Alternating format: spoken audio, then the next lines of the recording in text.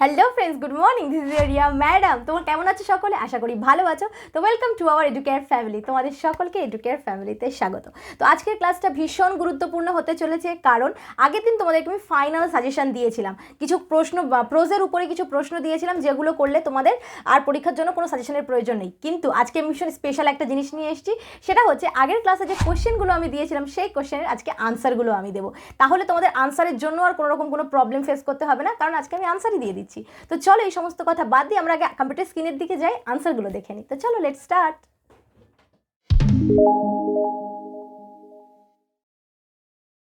তো ফ্রেন্ডস, চলে এসেছি আমরা কম্পিউটার স্ক্রিনে। তো কম্পিউটার স্ক্রিনে তো আমরা চলে এসেছি, কিন্তু তার আগে আমি তোমাদেরকে কিছু কথা বলে দিই। তো প্রথমেই আমি তোমাদেরকে বললাম যে আগের দিন আমি যে সাজেশন ক্লাস করিয়েছিলাম, সেই সাজেশন ক্লাসের কিন্তু আনসার নিয়ে চলে এসেছি আমি আজকে। কোশ্চেন তার সঙ্গে সঙ্গে আনসার। কিন্তু একটা খুব ইম্পর্টেন্ট কথা যেটা আমি তোমাদেরকে বলে দিচ্ছি, সেটা হচ্ছে যে তোমরা হয়তো বা আগের দিনের প্রশ্নের পিডিএফ ফাইলটা যখন ডাউনলোড করবে, যখন দেখবে তোমরা পিডিএফের প্রশ্নগুলো, আর আজকে আমি যে প্রশ্নগুলো করাবো, যে প্রশ্নগুলো এখানে আছে, যে প্রশ্নগুলো আমি করাবো, সেই প্রশ্নগুলোর মধ্যে চেঞ্জেস কিছু নেই, ঠিক আছে? হয়তো বা কোনো একটা কোশ্চেন বা কোনো একটা পয়েন্ট একটু তোমাদের এদিক ওদিক লাগতে পারে, চেঞ্জ লাগতে পারে, কিন্তু তার মানে এই নয় যে আগের প্রশ্নগুলো ভুল বা এই প্রশ্নগুলো ভুল। সবই একই, সবগুলোর আনসার একই হবে, শুধু জাস্ট একটু অত চেঞ্জ থাকলে থাকতে পারে, যাতে তোমাদের কোনো রকম কোনো প্রবলেম না হয়, তোমাদের বুঝতে কোনো প্রবলেম না হয়, তোমাদের মনের ভিতরে কোনো প্রশ্ন না থাকে। যার কারণে আমি এই বিষয়টা আজকে একবার প্রথমেই একবার ক্লিয়ার করে দিলাম, ওকে? আর তোমরা তো সকলেই জানো, যারা আমার ভিডিওটা দেখছো, যে আমি আজকে যে পুরো ক্লাসটা করাবো তার একটা পিডিএফ ফাইল আমি ডেসক্রিপশন বক্সে দিয়ে দেবো। তার জন্য একটা পাসওয়ার্ড থাকবে, যে পাসওয়ার্ডটা আমি ক্লাস চলাকালীন বলে দেবো, ঠিক আছে? তোমরা স্কিপ না করে ভিডিওটা পুরোটা দেখতে থাকো, ওকে? তো দেখো, আরও কিছু কথা, সেটা হচ্ছে তোমাদের যারা পরীক্ষা দেবে, এবারে বোর্ড এক্সাম দিচ্ছ, তাদের জন্য তো ডেফিনেটলি ইম্পর্টেন্ট ক্লাস, তাদের জন্যই স্পেশালি ক্লাস। এবারে তোমাদের মনে হতে পারে যে এখন আনসার কখন মুখস্থ করবে, তাই না? এটা টাফ ব্যাপার যে আনসার তোমরা কখন মুখস্থ করবে। হয়তো বা অনেকের মুখস্থও আছে, আবার হয়তো বা অনেকে ভাবছো কি এবার পড়বে, হয় না? অনেকে পড়াশোনায় ভীষণ একটা ভালো হয় না, তাদের লাস্ট মোমেন্টে সাজেশনের প্রয়োজন হয়। তো এই আনসারগুলো যারা সমস্ত কিছু মুখস্থ হয়ে গিয়েছে, তারপরেও যদি তার মধ্যে এই প্রশ্নের উত্তরগুলো না থাকে, তারা যদি এই আমি যে প্রশ্নগুলো দিচ্ছি সেগুলো করে যেতে পারো, তাহলে কিন্তু 100% গ্যারান্টি যে তোমরা কমন পাবেই পাবে, ওকে? আর যারা এখনও করবে ভাবছো বা করবে প্ল্যান করছো, তারাও যদি কিন্তু এই প্রশ্নগুলো করে যাও আনসার সহ, তাহলে তো কোনো ঝামেলাই নেই, তারা তো পার্সেন্ট মার্কস পেয়ে যাবে। ইনফ্যাক্ট হতেই পারে ভালো রেজাল্ট হয়ে যাবে, 70% এসে যাবে, অবশ্যই এসে যাবে। তো চলো, কিন্তু মুখস্থ করতে হবে ভালোভাবে, ওকে? তো দেখো, আজকে যে আনসারগুলো আমি দিচ্ছি, আনসারগুলো ভীষণ বড় আনসার নয়, ছোটো ছোটোই আনসার, খুব একটা বড় নয়, তোমাদের মুখস্থ করতে অতটা টাফ লাগবে না। তো তোমরা কোশ্চেনগুলোকে আমি ভালো করে বুঝিয়ে দিচ্ছি, আনসারগুলোকে ভালো করে বুঝিয়ে দিচ্ছি, তোমরা আমার ক্লাসটাকে ভালো করে খেয়াল করো, খেয়াল করলে বুঝতে পারবে। আর যদি তোমাদের কোনো রকম কোনো প্রবলেম থাকে, তাহলে কমেন্ট সেকশন তো আছে, তোমরা আমাকে অবশ্যই কমেন্ট সেকশনের মধ্যে জানাবে। আমি যত তাড়াতাড়ি সম্ভব তোমাদের জন্য রেডি করার চেষ্টা করবো এবং তোমাদের উত্তরগুলো দেওয়ার চেষ্টা করবো। যদি তোমাদের কোনো ভিডিওরও কোনো রিকমেন্ড থাকে, তাও অবশ্যই আমাকে কমেন্ট সেকশনে জানাবে, সেটাও আমি করে দেবো, ওকে? তো চলো আমরা এবারে কম্পিউটার স্ক্রিনের দিকে পুরোপুরি যাই, ফোকাস করি ক্লাসের দিকে। তো দেখো ফাইনাল সাজেশন। তো প্রথমে আমরা আসছি হচ্ছে আইস হ্যাবিট। আর একটা কথা হচ্ছে যে আমরা চারটে আমাদের প্রোস, ঠিক আছে? The eyes habit, strong roots, thank you ma'am, 3 question. এই চারটে প্রোস থেকে তোমাদের কোয়েশ্চেন আসবে হচ্ছে চারটে, ওকে? তার মধ্যে তোমাদের অ্যাটেন্ড করতে হবে হচ্ছে 2টো, যেটাতে থাকবে হচ্ছে 12 নাম্বার, 6 করে 12 নাম্বার থাকবে, হচ্ছে 12 নাম্বার তোমাদেরকে অ্যাটেন্ড করতে হবে, ওকে? তো আমাদের 4টে প্রোস থেকেই কোশ্চেন থাকবে, তাহলে তোমাদেরকে যে কোনো 2টো প্রোস যদি তোমরা করো, তাহলে তোমাদের জন্য এনাফ হয়ে যাবে বড় কোশ্চেনের জন্য। তো আমি 4টে প্রশ্ন থেকেই তোমাদের বড় কোশ্চেন দিয়ে দিচ্ছি। যার যে দুটো স্টোরি ভালো লাগবে, যার যে দুটো গল্প পড়তে ইজি লাগবে, যার যে দুটো প্রশ্ন ইজি মনে হবে, সে সেই দুটো মুখস্থ করে নিও, ঠিক আছে? বাট আমি তোমাদের সকলের সুবিধার জন্য কিন্তু 4টে থেকেই আমি তোমাদের কোশ্চেন দিয়ে দিচ্ছি, 3টে করে। তো যে কোনো দুটো করে মুখস্থ করলে হয়ে যাবে, যে কোনো দুটো গল্প থেকে 3টে করে মুখস্থ করলে হয়ে যাবে না, এনাফ। তো চলো আমরা এবার কোশ্চেনের দিকে যাই। তো দেখো, দ্য আইস হ্যাবিটের থেকে প্রথম কোশ্চেন যেটা আসছে, she had beautiful eyes, but they were of no use to her. Whose eyes are referred to here? Why were they useless to her? Bring out the irony in the given line. কি বলতে চেয়েছে কোশ্চেনটা কি এখানে, যে she had beautiful eyes, তার সুন্দর চোখ ছিল, ঠিক আছে? বা সুন্দর চোখ, হ্যাঁ সুন্দর চোখ ছিল, but they were no use to her, কিন্তু তার কোনো ব্যবহার ছিল না। তো এটা আইস হ্যাবিটের গল্পের লাইনে যারা গল্প পড়েছো অবশ্যই জানো, যারা পড়োনি তারা শুনেছো ক্লাসে। তো whose eyes are refer to here, এখানে কার চোখকে রেফার করা হয়েছে, কার চোখের কথা এখানে বলা হয়েছে। Were they useless to her, কেন সেটা ব্যবহারযোগ্য ছিল না, কেন তার কোনো ব্যবহার ছিল না সেই চোখটার। Bring out the irony in the given of line, এই লাইনটার মধ্যে দিয়ে কী বোঝাতে চেয়েছে, কী ব্যাখ্যা করতে চেয়েছে, কী ব্যঙ্গ করতে চেয়েছে সেটা বলার চেষ্টা করা হয়েছে। তো দেখো আনসার খুব ছোট, খুবই একটা বড় আনসার নয়, এটা তোমাদের জন্য খুব ইজি এবং নাম্বার পর জন্য এনাফ একটা উত্তর। তো দেখো, in the story the eyes habit the eyes of the narrator's co passengers is refer to here, তাহলে কি বলছে এখানে যে আইস হ্যাবিটে তার সেই লেখকের যে ন্যারেটারের যে তোমার কো প্যাসেঞ্জার ছিল তার কথা বলা হয়েছে। The eyes were not useful to her because she was completely blind at the time, তার চোখের কোনো ব্যবহার ছিল না কারণ তার চোখ কমপ্লিটলি অন্ধ ছিল। From the start of the journey the narrator pretended to the girl that he was not blind, প্রথম থেকে জার্নি শুরু থেকেই মেয়েটি অন্ধ ছিল, কিন্তু লেখক তাকে প্রিটেন্ড করছিল, তাকে দেখানোর চেষ্টা করছিল যে সে অন্ধ। But when he asked the second co-passenger if the girl had kept her hair short or long, the man replied that he did not notice the girl's hair.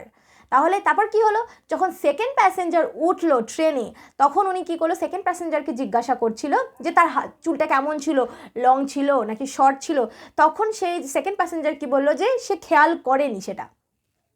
Okay, he only noticed the beautiful eyes of the girl which were of no use to her as she was completely blind. সে শুধুমাত্র মানে সেই second passenger শুধুমাত্র তার চোখের দিকেই খেয়াল করেছিল, যেটি ছিল খুবই সুন্দর কিন্তু তার কোনো ব্যবহার ছিল না কারণ সে অন্ধ ছিল। The irony of the situation is that the narrator was trying to hide his blindness from a girl who was also blind. তাহলে এখানে আইরনি মানে ব্যঙ্গ, তো কী ছিল ব্যঙ্গার্থটা, যে সিচুয়েশনটা এমন হয়েছিল যে ন্যারেটার চেষ্টা করছিল কি যাতে সেই মেয়েটি বা সেই মেয়ে যে মহিলা যে কো প্যাসেঞ্জার ছিল সে যেন বুঝতে না পারে যে তিনি অন্ধ, তার মানে চোখে কম দেখে, কিন্তু এদিকে মেয়েটি নিজেও অন্ধ ছিল সেটাও পরে জানতে পেরেছে। Truly it is too pathetic to think about the two blind person both of whom try to hide their blindness from the world. তো এটা ট্রুলি ভীষণই একটা অন্যরকম একটা ব্যাপার যে দুজন মানুষ যারা দুজনেই চোখে দেখতে পায় না তারা দুজনেই লুকানোর চেষ্টা করছে, যে তারা দুজনেই পৃথিবীর কাছে লুকানোর এটা চেষ্টা করছে তারা চোখে দেখতে পায় না। গল্পটাও ভীষণ ইন্টারেস্টিং, কোয়েশ্চেনটাও খুব ইম্পর্টেন্ট, পরীক্ষায় আসার খুব চান্সেস আছে।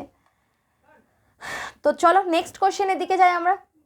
Oh, how lucky you are. Who is the speaker? Who is referred to by the word you? Why is the person spoken be called lucky? মানে ও হাউ লাকি ইউ আর, ও তুমি কত lucky মানে তুমি কত ভাগ্যবান। হু ইজ দ্য স্পিকার, কে এই কথাটা বলেছেন। Who is refer to by the word you, মানে এখানে হু বলতে এই যে ইউ যে ওয়ার্ডটা কাকে রেফার করেছেন। আর why is the person spoken to be called lucky, কেন তাকে বলা হয়েছিল যে সে খুব lucky.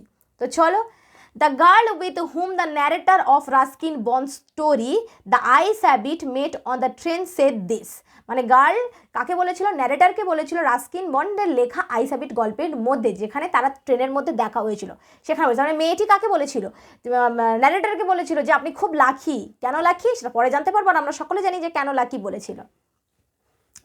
The narrator considered lucky because he was going to Missouri in October.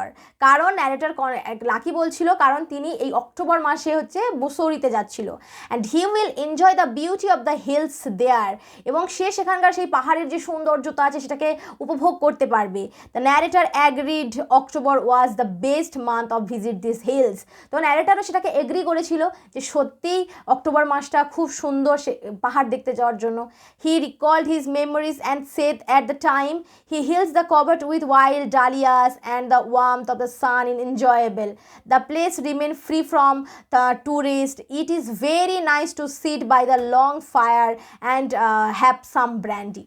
তো কি বলছে যে সত্যি অক্টোবর মাসটা ভীষণ সুন্দর বেড়াতে যাওয়ার জন্য, কারণ অক্টোবর মাসে গেলে ট্যুরিস্টরা সেই সময় ফিরে আসে, তো ফাঁকা পাওয়া যায়, তোমার খুব সুন্দর পাহাড় ভর্তি ডালিয়া ফুল ফুটে ওঠে, তারপর ঠান্ডার সময় সমুদ্রের পাড়ে বসে তোমার সমুদ্রের তীরে বসে তোমাদের ব্র্যান্ডি খাওয়া যায় বা লক ফায়ারের সামনে বসে। তো চলো এটা হচ্ছে নেক্সট কোয়েশ্চেন। এবং থার্ড প্রশ্ন হচ্ছে The man who had entered the compartment broke into my reverie. What was the reverie? Who broke the reverie? How it was broken? তো কি বলছে যে the man who had enter the compartment broke into my reverie, যে যিনি কম্পার্টমেন্টের ভিতরে entry করেছিলেন, যে মানুষটি, সে আমার ভাবাবেশটাকে, আমার চিন্তা ভাবনাটাকে মানে ব্রোক করে দিয়েছে, ভেঙে দিয়েছে। হোয়াট ওয়াজ দ্য রিভাইরি, তার চিন্তা ভাবনাটা, তার ভাবাবেশটা ছিলটা কি? হু ব্রোক দ্য রিভাইরি, কে ব্রোক করেছে তার ভাবনা চিন্তাটাকে, তার ভাবার যে ভাবাবেশটাকে। হাউ ইট ওয়াজ ব্রোকেন, কীভাবে সেটা ভেঙে গেছিলো। তো চলো, the narrator of the story the eyes habit was travelling on a train. হ্যাঁ, তো ন্যারেটার, দ্য আইস হ্যাবিটের যিনি ন্যারেটার ছিলেন, তিনি কী করছিলেন? ট্রেনে করে ট্রাভেল করছিলেন। আ young girl boarded the train from Rohana station, একটা মেয়ে যিনি উঠেছিলেন রোহানা স্টেশন থেকে। The narrator was very interested in the young girl from the beginning. The girls voice move the narrator deeply. Though he could not notice her face, he appearance that he girl was beautiful. Her voice was the sparkle of mountain stream. After the departure and Saharanpur station, the narrator returned on his own seat. মানে একটা মেয়ে যিনি ন্যারেটরের সঙ্গে Rohana station থেকে তোমার তার passenger তৈরি হয়েছিল, মানে তার পার্টনার তৈরি হয়েছিল, যেহেতু একটা কম্পার্টমেন্টের মধ্যে তারা দুজন যাচ্ছিল, তো তার সঙ্গে অনেক রকম গল্প করছিল। তাকে, তিনি যেহেতু চোখে কম দেখেন, তার মনে হচ্ছিল যে মেয়েটি ভীষণ সুন্দর, তার ভিতরে তাকে একটা ইমপ্রেস করার, মানে তাকে একটা ভিতর থেকে একটা ফিলিং আসছিল। তো কিন্তু যখন তিনি সাহারানপুরে নেমে গেছেন, মানে মেয়েটা নেমে গেছে, the narrator return to his own seat, narrator আবার তার মতন একা হয়ে গেছে, তো সে নিজের সিটে নিজেই বসে আছে। দ্য ট্রেন স্টার্টেড অ্যাগেন, ট্রেনটা আবার স্টার্ট হয়ে গেল, শুরু হয়ে গেল চলতে। The song of the moving wheels began, তো গাড়ির হুইলের যে আওয়াজ শুনতে পাওয়া যাচ্ছে। The narrator sat beside the window, উইন্ডোর পাশে যখন বসে আছে narrator, he looked outside and thought to bright day light, but it was completely darkness for him. He was guessing about what was going outside the window, it was his reverie. তো সে কী চিন্তা ভাবনা করছিল, যে সে যখন চলে গেছে, সে জানলার দিকে বসে আছে, জানলার পাশে বসে আছে, বাইরের দিকটা দেখার চেষ্টা করছে, যেহেতু সে চোখে দেখতে পায় না, তো গাড়ির আওয়াজ শুনছে, গাছপালার শব্দ শুনছে, সেগুলোকে অনুভব করার চেষ্টা করছে, সেসবই তিনি ভাবছিলেন। a fellow traveler entered into his compartment, একটা ছেলে মানে ট্রাভেলার যে তার কম্পার্টমেন্টের মধ্যে ফের এন্ট্রি করলেন। when the young girl departs, যখন ইয়াং গার্লটা চলে গেছে, তারপর he apologized to the narrator for not being as alternative attractive as the girl. কি বলেছে এখানে? he apologized to the narrator for not being as attractive as the girl, মানে তখন কি সে অ্যাপোলজি চাইছে। কে অ্যাপোলজি চাইছে? যে সেকেন্ড কো প্যাসেঞ্জারটা উঠেছেন, তিনি অ্যাপোলজি চাইছেন যে আমি আপনার আগের কো প্যাসেঞ্জারের মতন বা আগের পার্টনারের মতন অতটাও সুন্দর নই। তো this voice broke the narrator's reverie, এই আওয়াজটাই ন্যারেটারের রিভাইরিকে, চিন্তাভাবনাটাকে এখানেই তোমাকে ম্লান করে দিয়েছিল বা ভেঙে দিয়েছিল। তো দেখো, 3 কোয়েশ্চেন থেকেই 3টে কোয়েশ্চেন দেওয়া হয়েছে।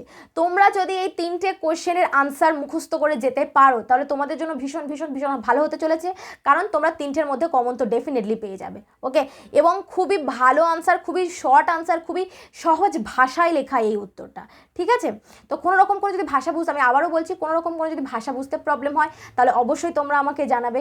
যারা প্রশ্নের মধ্যে কোনো রকম প্রবলেম দেখবে বা মিল দেখতে পাবে না, তাদেরকে আমি তাদের জন্য আবারও বলছি যে আনসারগুলো, কোয়েশ্চেনগুলো কিন্তু সেম, কোনো প্রবলেম নেই ওইটুকু প্রবলেমে, মানে ওইটুকু অমিলে। এবার আমি আরম্ভ করছি হচ্ছে থ্যাংক ইউ ম্যাম, ঠিক আছে? তো আইসাবিটা আমাদের কমপ্লিট হয়ে গেছে, তো থ্যাংক ইউ ম্যাম আমি আরম্ভ করছি। তো দেখো, justify the title of the story thank you ma'am, মানে তোমাদের থ্যাংক ইউ ম্যাম যে গল্পটা আছে, তার যে টাইটেলটা আছে, সেটাকে আমাদেরকে জাস্টিফাই করতে হবে। ওকে, তো দেখো, title of the any writing reflects its main spirit. Here the title of thank you ma'am is not exceptional. The main character, Mrs. Jones, catches Roger, who tries to snatch her purse. Then she brings him to her house. Instead of sending him to jail, Mrs. Jones, being to care him, makes face wash, gives him towel and comb, and offers him some food. মানে দেখো, তো কি হয়েছে এখানে? যে Mrs Jones রাস্তা দিয়ে হাঁটছিলেন, তখন কি হয়েছে যে একটা ছেলে তার ব্যাগটাকে চুরি করে নেওয়া, ছিনিয়ে নিয়ে যাওয়ার চেষ্টা করেছে।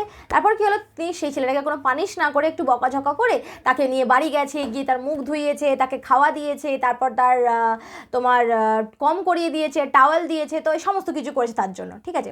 At last when she gives him then dollars of buys blue with shoes, he becomes more emotional and speechless by her motherly tenderness and kindness, and to express her gratitude to the tenderness and kindness, and so express her gratitude to the lady, he just managed to say thank you. তো কি বলছে এখানে, তারপরেও মানে শুধুমাত্র তাকে খাবার খাইয়েছে, এগুলো করেছে এমনটা নয়, তারপরেও তিনি কি করছেন, তাকে তার যে স্বপ্ন, যেটা কেনার জন্য তিনি ছেলেটা অ্যাকচুয়াল চুরি করছিল, মানে ব্লু হোয়াইট শুজ, তো তিনি কি করছেন সেটা কেনার জন্য তার টাকা দিয়েছেন, তারপর তার সঙ্গে একটা মায়ের মতন সম্পর্ক, রিলেশন তৈরি হয়ে গেছে। তারপরেও ছেলেটিকে তার অনেক অনেক ভালোবাসছিলেন, ছেলেটিকে দেখে বসেছিল যে তিনি চান না ছেলেটি যে সে তাকে ভুল বুঝুক, লাইক দিস। তো he just manage say thank you, কিন্তু সেই ছেলেটি অনলি ফর তাকে থ্যাংক ইউ বলতেই পেরেছে। হয়তো সে আদার্স অনেক কিছু বলতে চেয়েছিল, হয়তো না বলতে চেয়েছিল, এখানে গল্পে দেখেছি পড়েছি, বাট সে বলতেই পেরেছে just thank you. He says so from his heart to hearts.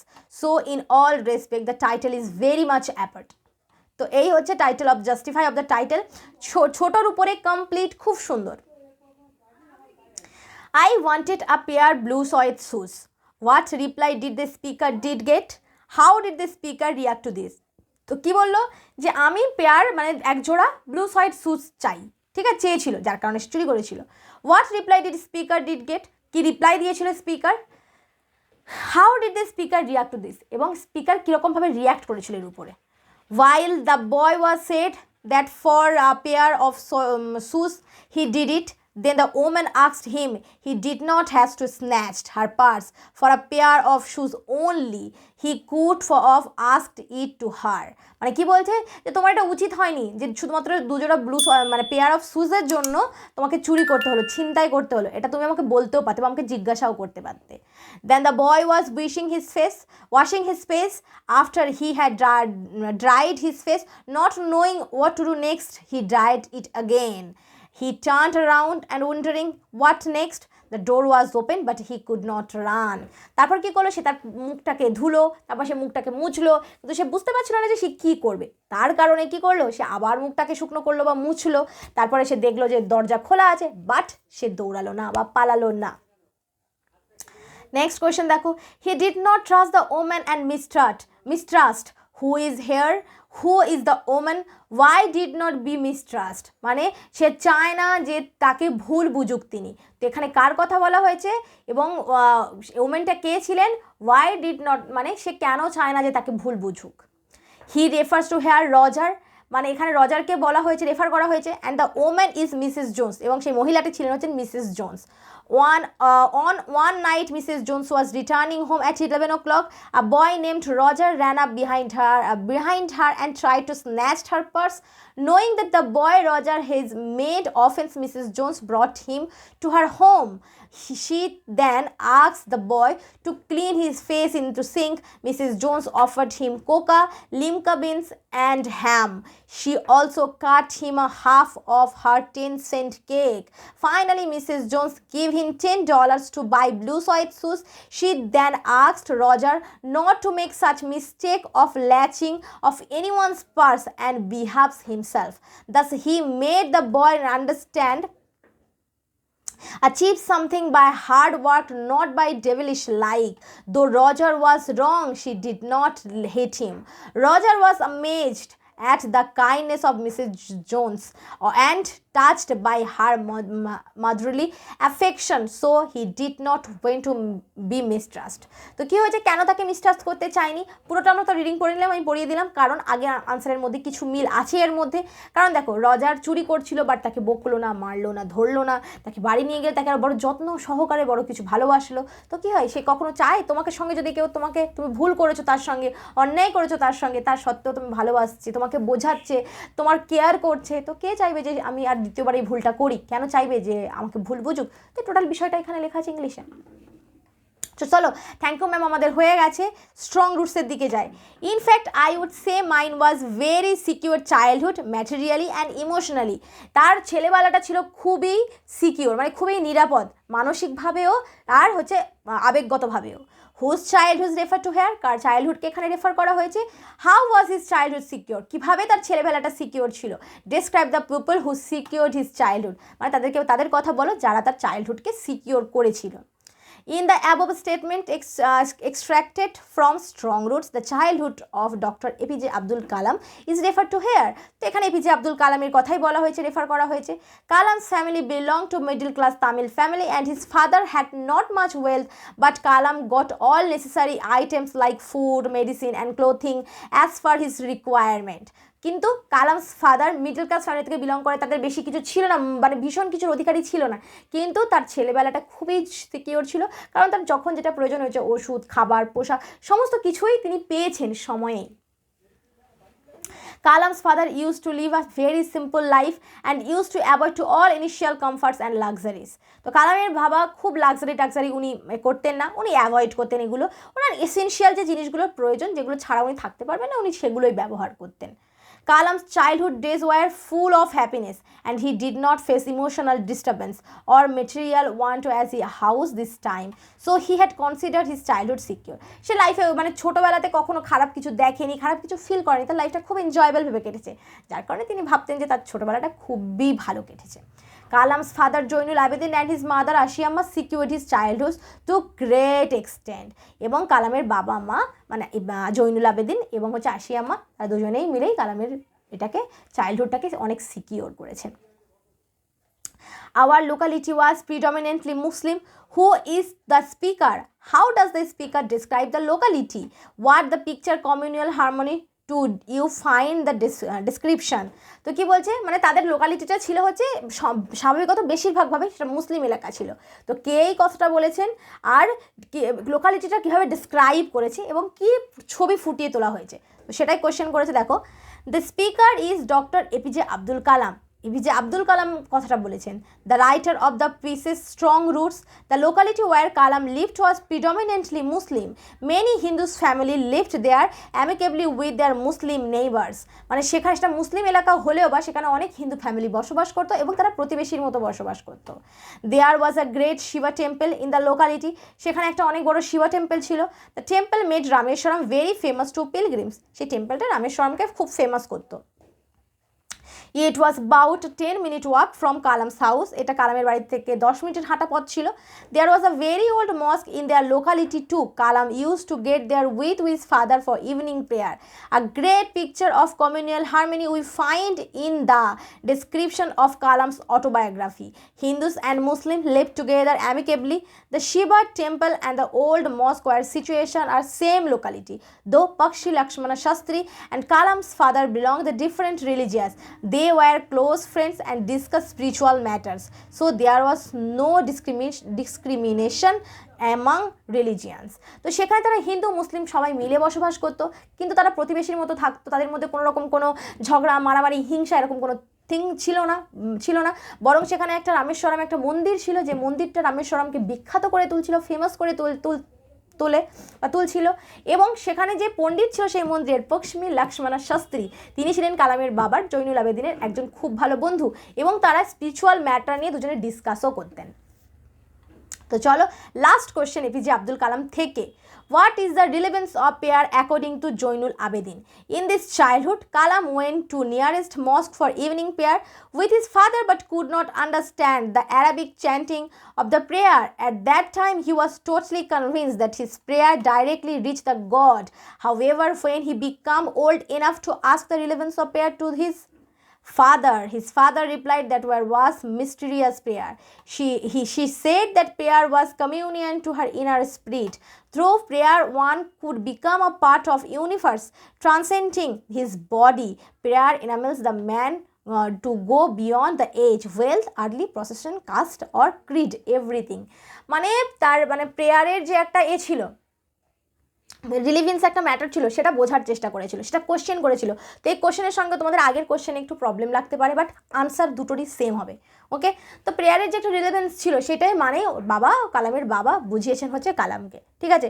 তো তোমাদেরকে বলেছিলাম যে আজকে যে ক্লাসটা আমি করাচ্ছি তার পিডিএফ ফাইল আমি দিয়ে দেবো। তো চলো আমরা পাসওয়ার্ডটা বলছি, তোমরা সকলে অবশ্যই নোট করে নাও পাসওয়ার্ডটা।